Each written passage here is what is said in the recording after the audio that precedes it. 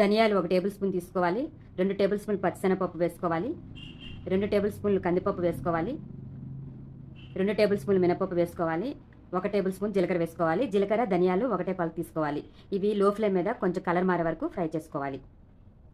ఇక్కడ చూపిస్తున్న విధంగా ఇలా వచ్చే వరకు ఫ్రై చేసుకోండి. ఇవన్నీ ఒక ప్లేట్లోకి వేసుకోండి. అదే ప్యాన్లో 1/2 టేబుల్ స్పూన్ మెంతులు, 1/2 టేబుల్ స్పూన్ ఆవాలు, 1/2 టేబుల్ స్పూన్ మిరియాలు, కారానికి సరిపడే ఎండుమిరపకాయలు, 1 గుప్పెడు కరివేపాకు వేసి ఇవి కూడా లో ఫ్లేమ్ మీద ఫ్రై చేసుకోవాలి.